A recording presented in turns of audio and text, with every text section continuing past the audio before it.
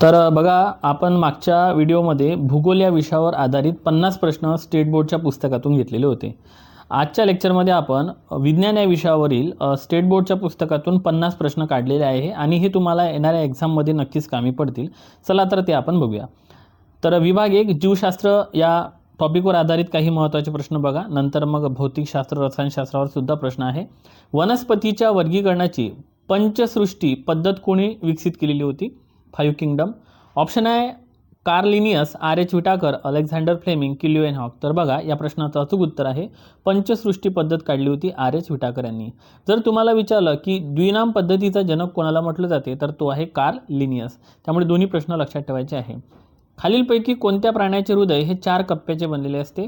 बेडूक, मगर, मासा, पाल. तर या प्रश्नाचं अचूक उत्तर आहे मगर. कारण सरपटणाऱ्या प्राण्यांमध्ये मगरीचेच हृदय हे फक्त 4 कप्प्यांचे बनलेले असते. त्यामुळे हा अपवाद आहे आणि हा बरोबर इथं प्रश्न कव्हर केलेला आहे. मानवी शरीरातील रक्ताचे अभिसरण शोधून काढणारे शास्त्रज्ञ कोण होते? तर ते होते विल्यम हार्वे. तर हा एक प्रश्न आपल्याला एक्झामच्या दृष्टिकोनातून अत्यंत महत्त्वाचा आहे, त्यामुळे तो तुम्ही सर्वांनी पाठ करून ठेवा. मानवी रक्ताचा सामान्य सामो जो आहे pH हा किती आहे? तर या प्रश्नाचं अचूक उत्तर आहे 7.4. ओके, लक्षात ठेवू शकता, आम्लरी धर्मी. त्यानंतर खालीलपैकी कोणता रोग विषाणूमुळे होत नाही? पोलिओ, इन्फ्लुएन्झा, क्षयरोग म्हणजेच टीबी की गोवर. तर या प्रश्नाचं अचूक उत्तर आहे क्षयरोग. कारण क्षयरोग हा जीवाणूमुळे होतो आणि बाकी जे उर्वरित आहे ते व्हायरस आहे. ठीक आहे, लक्षात ठेवा. मानवी शरीरातील सर्वात मोठी ग्रंथी कोणती? ठीक आहे, तर स्वादुपिंड, यकृत, लाळ ग्रंथी की थायरॉइड ग्रंथी. तर या प्रश्नाचं अचूक उत्तर आहे तर यकृत. ठीक आहे, तर यकृत याचं अचूक उत्तर आहे. त्यानंतर वनस्पतीमध्ये पाणी आणि खनिजांचे वहन कोणत्या ऊतीमार्फत होते? रसवाहिन्या, जलवाहिन्या, दृढ ऊती की मूल ऊती. तर या प्रश्नाचं अचूक उत्तर आहे जलवाहिन्यामार्फत होते. अन्नाचे पूर्ण पचन मानवी शरीरातील कोणत्या भागामध्ये होत असते? तर लहान आतड्यामध्ये ते होत असते. बघा, आपल्याला ऑप्शन काय दिलं आहे? जठर, मोठे आतडे, लहान आतडे, ग्रसिका. तर याचं अचूक उत्तर आहे लहान आतडे. ठीक आहे, पूर्ण पचन कशामध्ये होते? लहान आतड्यांमध्ये होते. तांबड्या रक्त पेशींचा सरासरी आयुष्यकाळ किती दिवसाचा असतो? 50 दिवस, 120 दिवस, 250 दिवस की 10 दिवस. तर बघा, प्रश्न खूप छान आहे. 120 दिवस असतो. रेड ब्लड सेल्स ज्या असतात त्यांचा कालावधी. ठीक आहे, लक्षात असू द्या. त्यानंतर क्वाशिकोअर हा जो आजार आहे, ठीक आहे, हा कशाच्या कमतरतेमुळे होतो? तर प्रथिनांच्या कमतरतेमुळे होतो. बघा, किती छान प्रश्न दिलेला आहे. ठीक आहे, प्रथिनांच्या कमतरतेमुळे होतो.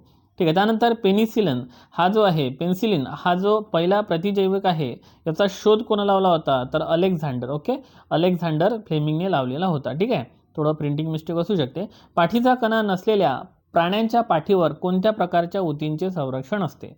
तर ते असते नॉन कॉरेडिस. ओके, त्यानंतर रक्तातील साखरेचं प्रमाण नियंत्रित करण्यासाठी कोणते संप्रेरक वापरले जाते? तर आपल्या सर्वांना माहीत आहे इन्शुलन्स. ओके, लक्षात घ्या, शुगर वगैरे असते त्यांना इन्शुलन्स वगैरे दिलं जाते. वनस्पतींच्या पानांना हिरवा रंग कशामुळे प्राप्त होतो? तर बघा, क्लोरोफिल म्हणजेच हरितद्रव्यामुळे. लक्षात घ्या, त्याला काय होतं? हरितद्रव्यामुळे त्याला हिरवा रंग प्राप्त होतो. जागतिक आरोग्य संघटनेच्या नुसार हा प्रश्न ऑलरेडी एक्झाममध्ये येऊन गेलेला आहे की WHO जो आहे याने क्षयरोग, टीबी निर्मूलनासाठी कोणती पद्धत विकसित केलेली आहे? तर ते आहे डॉट्स. जर डॉट्सचा फुल फॉर्म तुम्हाला माहीत असेल तर नक्की खाली कमेंट बॉक्समध्ये सांगा. मानवी शरीरातील एकूण किती गुणसूत्रे आहेत? आपल्या शरीरामध्ये 46 गुणसूत्रे आणि 23 जोड्या आहेत त्याच्या. ठीक आहे, 23 दोन्ही 46. ठीक आहे, खालीलपैकी कोणत्या जीवनसत्वाला ऑस्कॉर्बिक ॲसिड म्हटलं जाते? तर जीवनसत्व सी ला ऑस्कॉर्बिक ॲसिड म्हटलं जाते. एक माहितीसाठी लक्षात असू द्या, रातांदळेपणा हा अ जीवनसत्वाच्या अभावामुळे, बेरीबेरी ब जीवनसत्वाच्या अभावामुळे होतो, स्कॅर्वी सी आणि मुडदूस म्हटला तर डी जीवनसत्वाच्या अभावी होतो. आता रातांदळेपणा कोणत्या जीवनसत्वाच्या अभावी होतो? मी आता सांगितलं, जीवनसत्व एच्या अभावी होतो. DNAच्या दुहेरी सर्पिलाकार संरचनेचा शोध कोणी लावला? हा प्रश्न माझ्याकडून मोस्ट टाइम करा. वॉटसन आणि क्रिक यांनी DNAच्या दुहेरी जे सर्पिलाकार आहे, ज्याला आपण डबल हेलिक्स असं म्हणतो, या संरचनेचा शोध यांनी लावलेला आहे. It's a very very important question. आता बघा, मलेरिया हा रोग कशामुळे होतो? तर प्लाझ्मोडियम व्हायवॅक्समुळं मलेरिया हिवताप रोग होतो. ओके, चला आता आपण दुसऱ्या विभागावर आधारित प्रश्न बघूया, भौतिकशास्त्र. बघा, किती छान क्वेश्चन आहे. प्रकाशाचा हवेतील वेग अंदाजे किती असतो? तर 3 गुणिले 10⁸ मीटर पर सेकंद इतका असतो. डायरेक्ट पाठ करून घ्यायचा आहे आपल्याला. आवाजाची तीव्रता कशामध्ये मोजतात? तर बघा, आवाजाची तीव्रता मोजतात डेसिबलमध्ये, परंतु आवाजाची म्हणजे ध्वनीची वारंवारता हे हर्ट्समध्ये मोजली जाते. मानवी डोळ्याच्या कोणत्या भागावर प्रतिमा तयार होते? तर रेटिना. ठीक आहे, दृष्टिपटल इंग्लिशमध्ये पाठ ठेवा रेटिना. तर कोणता पॉईंट आहे लक्षात घ्या, मानवी डोळ्याच्या भागावर, लक्षात घ्या कोणत्या भागावर वस्तूची प्रतिमा तयार होते, तर रेटिना, दृष्टिपटल. ओके, त्यानंतर पुढे बघा काय म्हटलेलं आहे की निकटदृष्टीचा हा जो रोग आहे, हा रोग ज्यांना होतो त्याच्यासाठी दोष दूर करण्यासाठी कोणती भिंग वापरली जाते, अंतर्वक्र भिंग, बहिर्वक्र, द्विनाभीय की सपाट. या प्रश्नाचं अचूक उत्तर आहे निकटदृष्टीचा म्हटलं तर अंतर्भिंग तुम्ही लक्षात ठेवायचा आहे. न्यूटनचा गतिविषयक कितवा नियम जडत्व स्पष्ट करतो, तर तो आहे पहिला नियम. ओके, विद्युतधारेचे पद्धतीतील SI पद्धतीतील एकक कोणते आहे, तर विद्युत धारा म्हटलं तर लक्षात ठेवायचं आहे ॲम्पियर. ओके, विद्युत धारा ॲम्पियर. घरामध्ये वीज पुरवठ्यासाठी वापरण्यात येणारी जी फ्यूज वायर आहे ती कशापासून बनलेली असते, तर बघा ते शिसे आणि कथीलपासून बनलेली असते. किती छान प्रश्न आहे बघा हे स्टेट बोर्डच्या बुक्समधले. तर शिसे आणि कथील यांचा उपयोग केला जातो. वाहनाच्या साईड मिररमध्ये मागचे वाहन पाहण्यासाठी कोणत्या प्रकारचा आरसा वापरतात, तर बहिर्वक्र आरसा वापरतात, कॉन्व्हेक्स मिरर वापरतात. सूर्याची ऊर्जा पृथ्वीपर्यंत कोणत्या प्रक्रियेद्वारे पोहोचते, तर ते प्रारणाद्वारे पोहोचते. हा पण प्रश्न आपल्यासाठी अत्यंत महत्त्वाचे आहे, कारण आता सध्या तुम्हाला माहीत आहे तापमान खूप मोठ्या प्रमाणात वाढत चाललेलं आहे.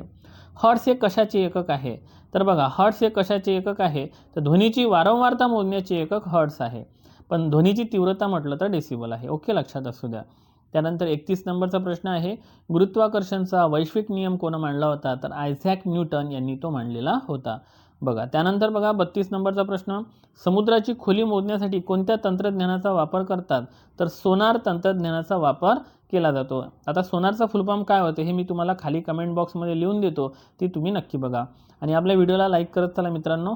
बाले किल्ल्यावरून सुटलेला तोफेचा गोळा, आकाशात फेकलेला दगड कोणत्या गतीचे उदाहरण आहे, तर प्रक्षेप गती. 34 नंबरचा प्रश्न आहे, हिऱ्याची चमकणे हे उदाहरण कशाच्या गुणधर्मावर आधारित आहे, तर बघा पूर्ण अंतर्गत परावर्तन या आधारावर हिऱ्याचे चमकणे आहे. सौर घटामध्ये ठीक आहे कोणत्या अर्धवाहकाचा प्रामुख्याने वापर केला जातो, तर सौर घटकामध्ये लक्षात घ्या काय असते, सौर घटामध्ये सिलिकॉन असते. आता रसायनशास्त्रावर काही प्रश्न बघूया. तर या पद्धतीनं आपण आपल्या यूट्यूब चॅनलवरती ही सिरीज कंटिन्यू सुरू ठेवणार आहे आणि बहुतांश आपण स्टेट बोर्डचे जेवढेही पुस्तकं आहे ते असेच PYQच्या स्वरूपात कंटिन्यू करूया. आधुनिक आवर्त सारणी कशावर आधारित आहे, तर बघा ती अणुअंकावर आधारित आहे. आधुनिक म्हटलं तर अणुअंकावरच आधारित आहे. न्यूटनचा शोध कोणी लावला, न्यूट्रॉनचा शोध कोणी लावला, तर बघा न्यूट्रॉनचा शोध कोणी लावला, तर जेम्स चॅडविक याने न्यूट्रॉनचा शोध लावलेला आहे. पितळ हे कशाचं मिश्रण आहे, तर तांबे प्लस जस्त म्हणजे कॉपर प्लस झिंक हे कशाचं म्हणजे मिक्सचर आहे, तर हे आहे पितळ. म्हणजे यांच्या दोघांच्या मिक्सचरमधून पितळ तयार होते. ठीक आहे, तर म्हणजे त्यांच्या एकत्रीकरणातून तो तयार होतो. पाण्याचा गोठणबिंदू किती फॅरेनहाइट असतो, तर तो असतो 32 फॅरेनहाइट. ओके, पाण्याचा गोठणबिंदू जो आहे तो आहे 32 फॅरेनहाइट. लोखंड गंजणे ही कोणती प्रक्रिया आहे, तर ती रासायनिक आणि ऑक्सिडीकरणाची प्रक्रिया आहे. लाफिंग गॅस कशाला म्हटलं जाते, हा अत्यंत महत्त्वाचा प्रश्न आहे. हसवणारा वायू याला नायट्रस ऑक्साईड असं म्हटलं जाते. It's a very very important question. खाण्याच्या सोड्याचे नाव काय आहे रासायनिक, तर sodium bye carbonate. Okay, NaHCO3 लक्षात असू द्या. 33 सामान्य तापमानाला द्रव अवस्थेत राहणारा एकमेव अधातू कोणता आहे, तर तो आहे ब्रोमीन. ठीक आहे, पारा हा धातू आहे, ब्रोमीन हा अधातू आहे, तर याच्यातला हा एक फरक तुम्हाला लक्षात ठेवायचा आहे. ठीक आहे, त्यानंतर आम्ल पर्जन्यासाठी प्रामुख्याने कोणते दोन वायू कारणीभूत आहे, एक आहे SO2 आणि एक आहे NO2. ठीक आहे, त्यानंतर पुढचा प्रश्न आहे की बायोगॅसमध्ये प्रामुख्याने कोणता वायू असतो, तर मिथेन, आणि मिथेनचं रेणूसूत्र आहे CH4. ओके, सो मिथेन लक्षात असू द्या. शुद्ध सोने ओळखण्यासाठी किती कॅरेट असणे आवश्यक आहे, तर 24 कॅरेट. ओके, हा पॉईंट सगळ्यांना माहीत आहे. पेन्सिलचे लीड बनवण्यासाठी कशाचा वापर केला जातो, तर पेन्सिलसाठी ग्रॅफाईटचा वापर केला जातो. जे आपण पेन्सिल वापरतो त्याच्यामध्ये ग्रॅफाईटचा वापर केला जातो. पदार्थाची चौथी अवस्था कोणती मानली जाते, तर ती आहे प्लाझ्मा.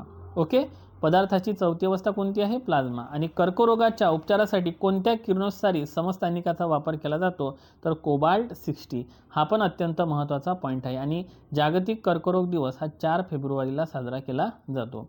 आणि आजच्या लेक्चरमधला शेवटचा प्रश्न आहे. याच पद्धतीनं आपण रॅपिडली काय करणार आहे, 50-50 क्वेश्चन कव्हर करणार आहे आणि ते रिपीटेडली करणार आहे.